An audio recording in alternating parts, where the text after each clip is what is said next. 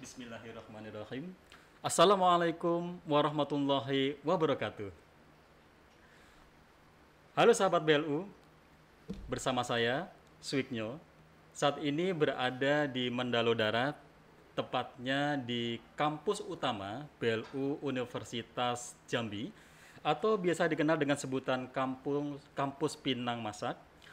Dan pada podcast BLU hari ini, kita akan ngobrol hebat dengan orang nomor satu di Universitas Jambi. Beliau adalah Rektor Universitas Jambi, Profesor Dr. Andes Haji Sutrisno, MSc PhD.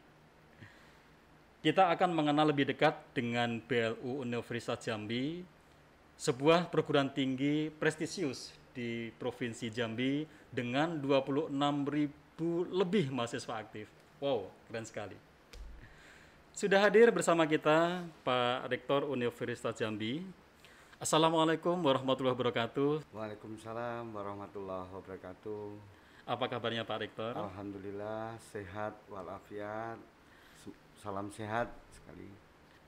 Pak Rektor mohon berkenan untuk melepas masker barang 3 detik untuk menyapa dengan senyuman kepada kami.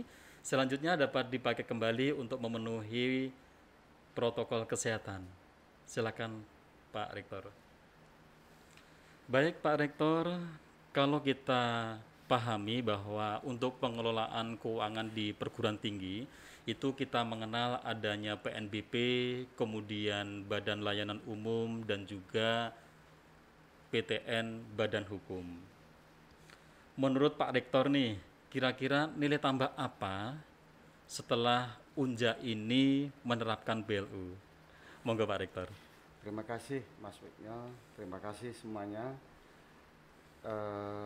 atas pertanyaan tersebut.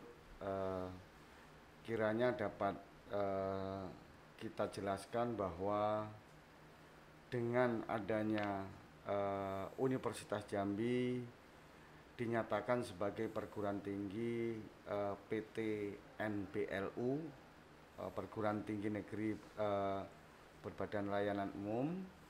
Ini pertama memberikan satu keleluasaan atau otonomi di dalam pengelolaan keuangan yang ada di universitas ini. Jadi intinya kami lebih otonom Pak di dalam mengelola keuangan ini. Baik Bapak. Tadi Pak Rektor sempat menyampaikan bahwa ketika Unja ini BLU maka di dalamnya ada praktek fleksibilitas yang kemudian itu membawa otonomi pengelolaan keuangan ya Prof ya.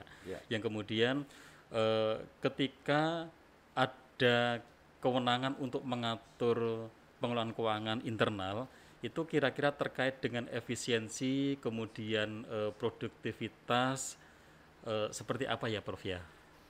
Ya, karena tadi sudah saya sampaikan kita diberikan satu otonomi di dalam pengelolaan keuangan yang dimaknai bahwa otonom tersebut bahwa uang tersebut tidak harus disetorkan ke kas negara,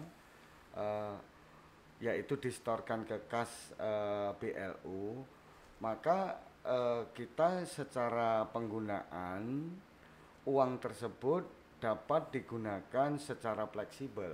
Jadi secara fleksibel di dalam meningkatkan produktivitas dan efisiensi yang lebih baik.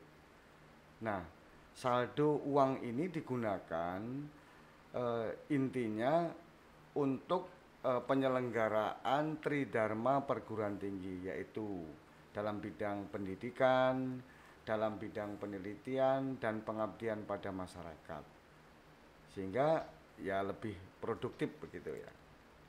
Baik Pak Rektor. Kemudian kalau kita melihat dari sisi peningkatan Tridharma perguruan tinggi, itu di sana ada proses pembelajaran, ada mahasiswa yang dilayani, kemudian ketika kita melihat dari progres akreditasi program studi ataupun layanan akademik lainnya, mungkin dapat diceritakan Prof, silakan. Baik, tadi Mas Weknya sudah menyebutkan bahwa jumlah mahasiswa yang ada di Universitas Jambi ini lebih dari 26.942 mahasiswa dari berbagai jenjang, yaitu mulai program diploma, program sarjana S1, program S2, dan program doktor atau S3. Dari jumlah mahasiswa tersebut di Universitas Jambi telah melakukan perubahan-perubahan terutama terkait dengan tata kelola yang sehat, yang salah satunya adalah akreditasi dari program studi maupun akreditasi institusi. Nah, keterkaitan dari nilai tambah yang diberikan karena adanya keleluasaan di dalam pengelolaan keuangan, maka kami dengan leluasa dapat meningkatkan akreditasi yang ada di Universitas Jambi. Contoh tahun 2020 itu adanya satu perubahan dari akreditasi C karena program studi mandat yang program studi baru, sebanyak 38 program studi terakreditasi B. Kemudian ditambah lagi ada 3 program studi yang terakreditasi unggul tambahannya, sehingga Universitas Jambi dalam posisi akreditasi sekarang sudah mencapai 15% terakreditasi A, kemudian 68% itu terakreditasi B, dan sisanya masih ada 7 program studi yang terakreditasi C. Dan dalam tahun ini telah dilakukan penyusunan borang baru dan insya Allah akan disubmit tahun ini juga, dan itu akan terjadi satu perubahan sehingga tahun 2021 itu sudah nggak ada lagi program studi nanti di akhir tahun ini yang terakreditasi C. Dan yang terpenting Mas Wiknyo adalah adanya satu perubahan penggunaan keuangan tadi. Kami mencanangkan 13 program studi untuk terakreditasi internasional. Jadi alhamdulillah sekarang penyusunan borang, kemudian proses-proses yang harus dilakukan untuk akreditasi tersebut sedang dikerjakan. Ini juga dalam rangka pemenuhan indikator kinerja utama dari perguruan tinggi ini, dari Universitas Jambi. Salah satu indikator kinerja utama itu yaitu IQ 8, itu adalah program studi yang terakreditasi internasional. Jadi Universitas Jambi oleh Mas Menteri mendapatkan target bahwa tahun 2021 ini ada 5 program studi yang harus terakreditasi internasional. Kita mencanangkan 13. Jadi insya Allah akan tercapai untuk akreditasi internasional tersebut.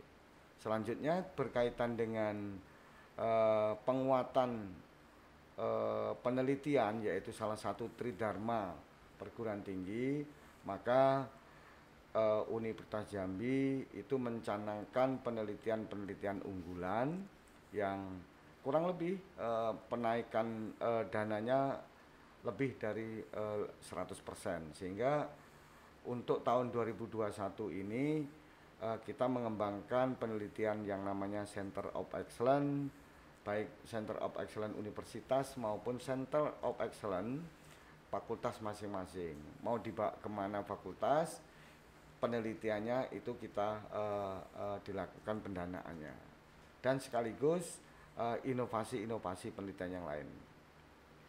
Baik, terima kasih Pak Rektor. Tentunya dengan prestasi yang semakin meningkat, kemudian mutu pembelajaran juga selalu ditingkatkan, ini menjadikan masyarakat sekitar Jambi atau bahkan masyarakat di luar sekitar Jambi, Prof, mudah-mudahan para calon mahasiswa, para orang tua itu tertarik dengan pembelajaran di Universitas Jambi. Ini suatu hal yang perlu kita sampaikan kepada masyarakat. Kemudian Unja juga memiliki website, maka itu nanti dapat kita lakukan di sana, Prof. Baik Pak Rektor, yang kemudian ketika Unja ini BLU, maka sesuai dengan regulasi yang ada di dalam PP 23 tahun 2005 beserta perubahannya, maka Pak Rektor selaku owner daripada Unja ini sebagai agent akan melakukan contractual agreement dengan Kementerian Keuangan bersama-sama dengan Kemendikbud selaku prinsipal Pak Rektor. Yang kemudian maka tusinya Unja nanti minimal ada dua. Yang pertama itu adalah pelaksanaan Tridharma perguruan tinggi dan yang kedua adalah pengelolaan aset. Maka kira-kira strategi apa nih Prof yang dipilih untuk memastikan target yang tadi telah ditandatangani Pak Rektor beserta prinsipal itu dapat tercapai? Baik, terima kasih. Strategi yang dicanangkan oleh Universitas Jambi dalam rangka pemenuhan kontrak kinerja baik dari aspek keuangan maupun dari aspek layanan, kami menggunakan strategi yang namanya Unja Smart. Unja Smart yang dimaksudkan adalah student achievement, jadi pencapaian mahasiswa kompetisi baik tingkat lokal maupun internasional. Kemudian kita lakukan perbaikan tata kelola, yaitu manajemen transformasi. Jadi manajemen transformasi yang kita gunakan adalah bagaimana fakultas, unit kerja itu dilakukan standarisasi dengan menggunakan ISO. Kemudian yang terpenting lagi adalah pembentukan tata kelola yang sehat ini adalah berbasis teknologi informasi. Banyak inovasi nanti yang kami sampaikan bahwa Universitas Jambi telah melakukan satu perubahan-perubahan bentuk layanan itu berbasis sistem. Jadi sistem yang sekarang ini dilakukan dengan sistem yang terintegrasi. Misalnya di dalam layanan pembelajaran kita menggunakan learning management system, di mana sistem tersebut mengintegrasikan satu bentuk pembelajaran dengan berbagai komponen yang ada, ya, kemudian disupport oleh yang sekarang lagi kita gunakan dalam pembelajaran itu menggunakan Zoom Cloud Meeting. Nah, selanjutnya lagi kita harus memiliki akademik atmosfer yang bagus, yaitu akademik reputasi akademik di mana mahasiswa, dosen, kemudian tendik, kemudian non-tendik itu bekerja secara simultan untuk melakukan sinergi di mana produktivitas di dalam penelitian, kemudian produktivitas di dalam layanan itu menjadi penting sebagai ciri khasnya Unja untuk akademik reputasi. Dan kita songsong dalam proses tersebut itu bagaimana lulusan-lulusan Universitas Jambi nanti itu dapat diserap oleh dunia kerja yang sekarang kebijakan Kementerian Pendidikan dan Kebudayaan Ristek Dikti oleh Mas Menteri itu mencanangkan apa yang namanya kampus merdeka, merdeka belajar. Jadi itu yang terpenting. Semuanya kita lakukan dalam bentuk tool transformasinya. Nah, terkait dengan pertanyaan bagaimana mengoptimalkan dari aspek keuangan, kemudian aspek layanan, itu untuk aspek keuangan kita juga membangun satu sistem yang terintegrasi dalam pengelolaan keuangan. Jadi maksudnya ini secara bertahap kita membangun sistem dalam rangka pemenuhan tersebut, dan tidak kalah pentingnya adalah perbaikan data center kita, sehingga perbaikan database kita sehingga ini bisa meningkatkan produktivitas dari dosen, pegawai, mahasiswa yang ada. Nah, selanjutnya berkaitan dengan aspek layanan, bahwa kami PTN BLU mendapatkan 8 indikator kinerja utama yang harus dipenuhi untuk mengawal perguruan tinggi ini memiliki daya saing baik nasional maupun internasional. Dua hal penting yaitu klasterisasi tentang perankingan. Yang kedua itu adalah bagaimana Universitas Jambi ini betul-betul patuh dan taat terhadap suatu bentuk tata kelola PTN BLU menuju perguruan tinggi yang sehat. Nah, misalnya kita berkaitan dengan salah satu yang tadi kami sampaikan adalah akreditasi internasional.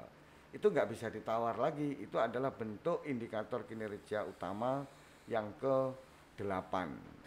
Yang ke-7 itu berkaitan dengan bagaimana proses pembelajaran di Unja ini akan lebih baik, yaitu dengan menggunakan case method maupun problem based learning maupun project based learning.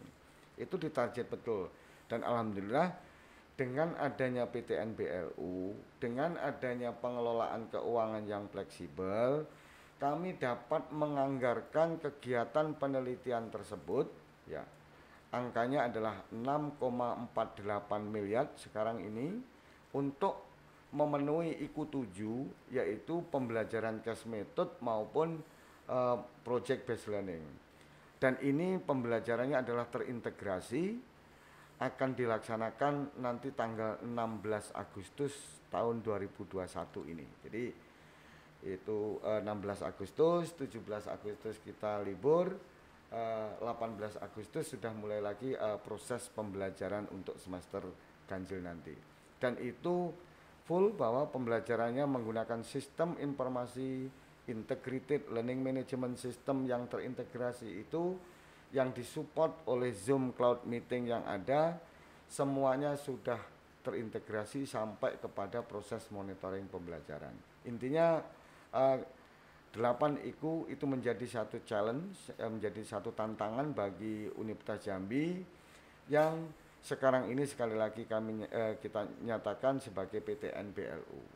Kemudian di dalam pelaksanaannya kami bersama-sama dengan Dewan Pengawas yang dalam hal ini mengawasi tentang keuangan, kemudian bagaimana mengantarkan IKU-IKU tadi biar tercapai dari berbagai komponen yang ada. Kami selalu rapat rutin untuk membahas perkembangan dan inovasi apa yang harus dilakukan di Universitas Jambi ini, termasuk salah satu komponen Dewan Pengawas tersebut adalah dari Kementerian Keuangan. Selanjutnya kami juga membentuk satu tim task force untuk melakukan satu monitoring. Jadi monitoring kegiatan-kegiatan, program-program, kebijakan-kebijakan yang ada di Universitas Jambi ini agar bisa berjalan dengan baik.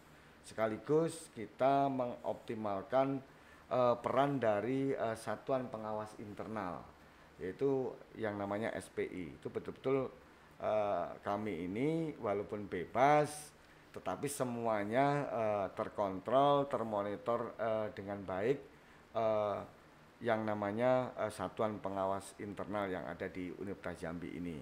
Itu juga merupakan satu amanat dari statuta Universitas Jambi.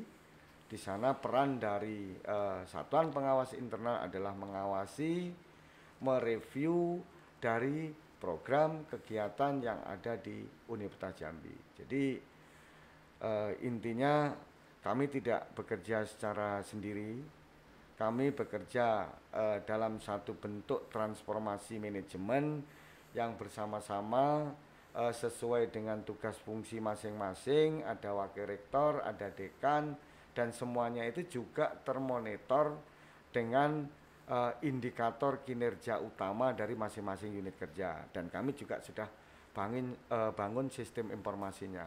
Dan alhamdulillah kami bisa memonitor juga mulai dari program studi, performnya kayak apa, kemudian jurusan, wakil dekan, subdekan, sampai kepada wakil rektor. Semua bisa dilihat melalui web kami, yaitu program Saestu Unja ACID. Jadi cukup lengkap, kita bekerja diawasi, bekerja penuh dengan dedikasi untuk membangun kemandirian ini. Saya kira demikian, Mas Wagnya. Baik, terima kasih Pak Rektor. Ini jadi nyambung banget nih Pak Rektor. Jadi ketika tadi Bapak menyampaikan untuk tujuan jangka menengah dan jangka panjang yang kemudian itu nyambung banget dengan visinya Unja, yaitu menjadikan Unja sebagai Award Entrepreneurship University. Maka kalau dari Pak Rektor nih, kebetulan sebagian besar stakeholder Unja itu adalah generasi milenial, Prof. Itu kira-kira strategi apa yang akan dilakukan oleh tim Pak Rektor kemudian menuju ke arah visi tadi, Pak? Monggo silakan, Prof. Baik, untuk menuju kepada visi tersebut tidak ada jawaban yang memadai kecuali kita harus bangun yang namanya inovasi dan kreativitas. Jadi kita bekerja berdasarkan kinerja, merujuk kepada kinerja yang ada. Nah, kinerja ini kita bangun satu prestasi. Dengan prestasi yang ada itu tidak kalah pentingnya didukung oleh satu sistem-sistem yang telah kita bangun tadi. Nah, inovasi yang kami sampaikan itu adalah membangun tadi inovasi di dalam pembelajaran, kemudian inovasi dalam penelitian yang sudah kami sampaikan tadi, itu kita challenge betul berkaitan dengan nanti biar lulusan kita itu betul-betul satisfy sebagai penggunanya.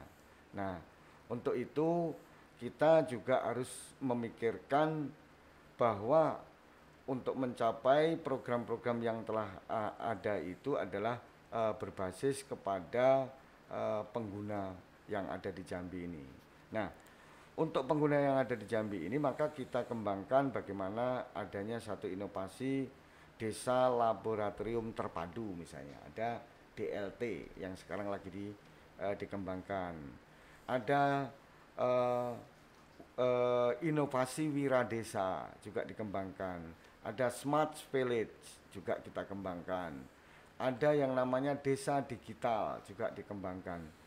Ini kita elaborasi dengan perguruan tinggi yang lain, bekerja sama dengan perguruan tinggi yang lain, misalnya dengan Brawijaya bekerja sama dengan Dr. Mengabdi, kemudian dengan Uninet, perguruan tinggi ASEAN itu bekerja sama berkaitan dengan pengembangan sains, teknologi, matematik, and engineering. Itu ada kami, ada jejaring yang namanya Uninet, itu berlevel ASEAN.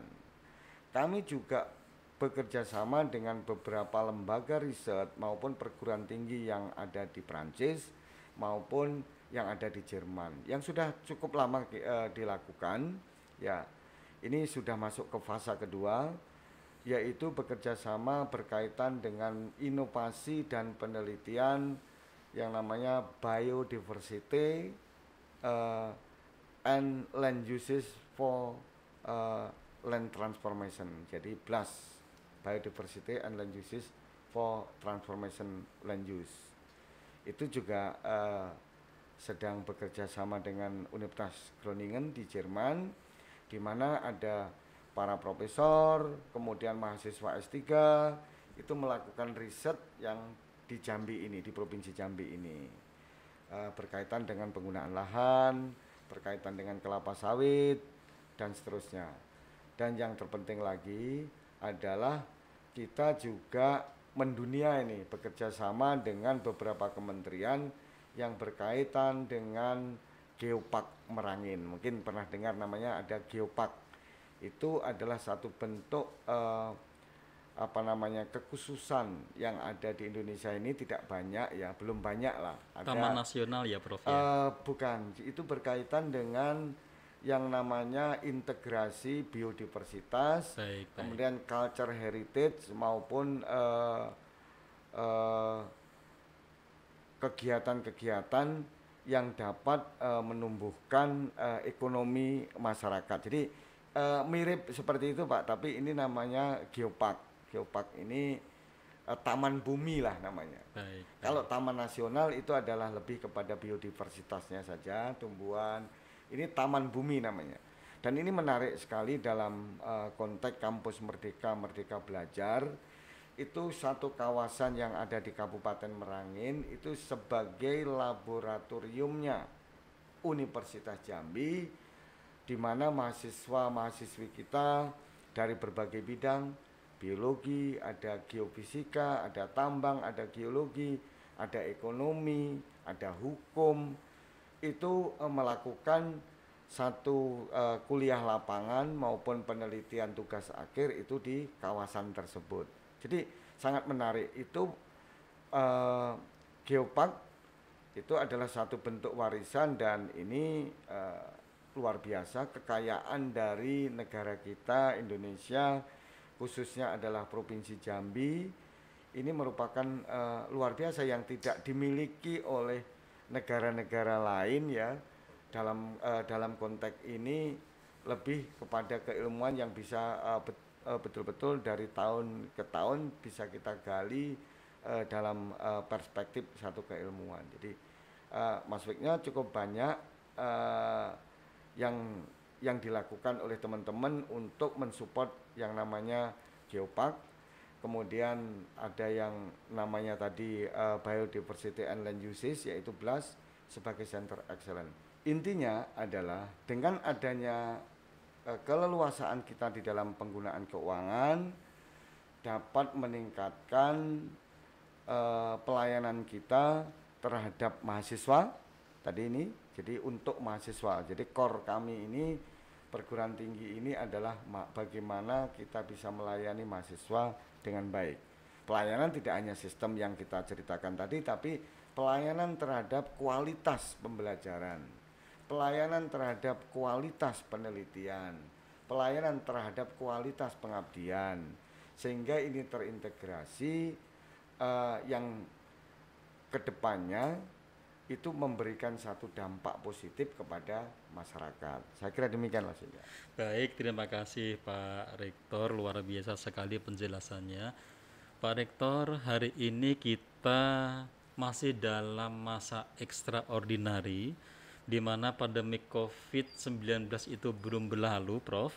Yang kemudian ada kebijakan pemerintah yang mungkin nantinya arahnya adalah akan mengaktifkan kembali pembelajaran secara luring, mungkin kombinasi ya Prof ya. Kira-kira kalau menurut pendapat Prof bagaimana Prof? Silakan Prof. Baik, dalam konteks pembelajaran kami ini sudah sebenarnya ini memang kondisi pandemi COVID-19 yang kami telah rasakan mulai bulan April tepatnya tahun 2020 itu kami memang betul-betul bingung betul-betul terus jujur saja itu kita mengalami satu disorientasi bahasa kita dalam pendidikan itu. Dengan adanya musibah seperti itu, bagaimana kita meresponnya, menyikapinya, mengkoordinasikannya, terus bagaimana kita harus bekerja. Nah itu rupanya kita dituntut bekerja secara adaptif gitu ya. Ada yang model-model yang sudah kita kembangkan, yang kita ikuti adalah work from home. Nah kemudian ada kita bekerja yang bergulir, ada apa namanya, hari ini masuk kemudian besok tidak, artinya bisa bergantian begitu. Nah untuk strategi pembelajaran ke depan khususnya perkuliahan semester ganjil sambil menunggu arahan dari Mas Menteri, ini kita akan melaksanakan pembelajaran blended learning namanya. Blended itu campuran, jadi ada yang luring, ada yang daring. Terutama nanti difokuskan yang luring itu adalah mata kuliah yang melakukan praktikum. Jadi ada praktikum, di laboratorium itu nanti kita lakukan secara luring. Tentu Mas Wiknya perlu satu protokol prokes yang sangat ketat ini, karena beberapa experience dari teman-teman perguruan tinggi lain itu juga cukup sekarang harus waspada begitu ya. Jadi COVID-19 itu nyata adanya, perlu kita sadari bersama, dan itu butuh kehati-hatian. Nah, untuk pembelajaran daring, insya Allah pembelajaran daring kita semakin mantap.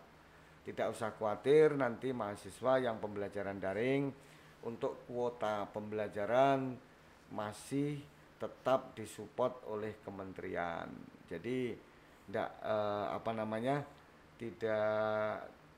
usah khawatir lah, cukup kuota yang diberikan itu.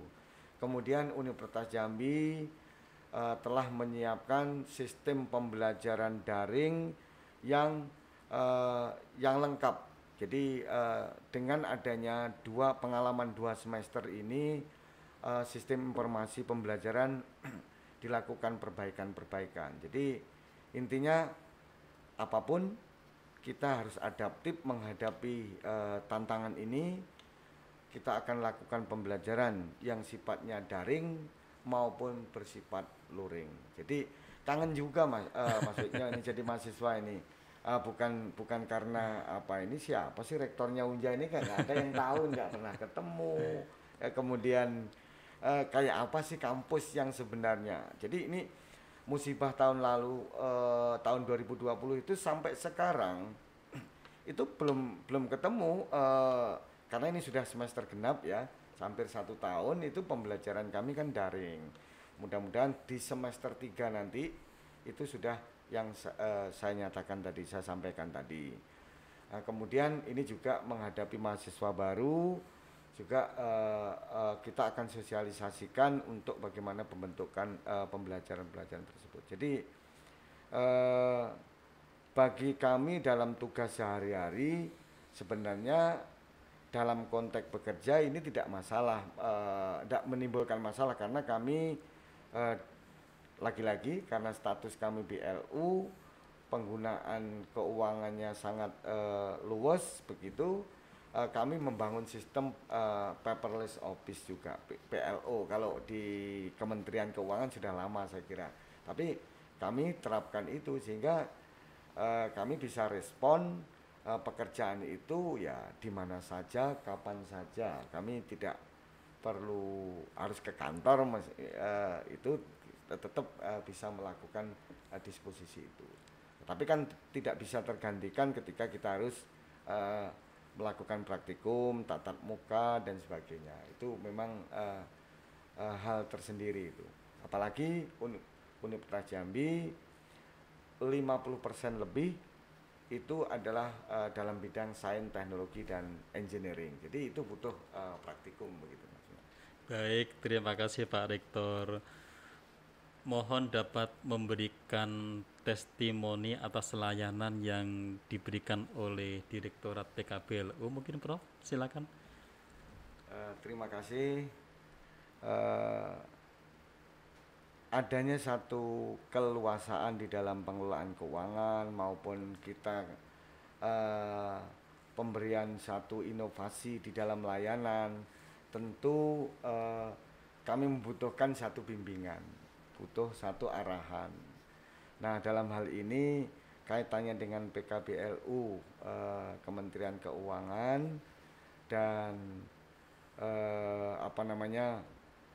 kegiatan-kegiatan yang ada di Universitas Jambi ini. Kalau testimoni Universitas Jambi sangat baik, memberikan satu pelayanan kepada kami. Selalu kami minta arahan, berdiskusi untuk universitas ini lebih baik, dan alhamdulillah itu dibuktikan dengan responnya PKBLU. Kami mendapatkan piagam penghargaan terbaik, saya kira PT BLU terbaik di Jambi ini. Ada piagamnya yang ini dari Kementerian Keuangan ya, artinya terus kami ditantang untuk melakukan satu inovasi dan improvisasi.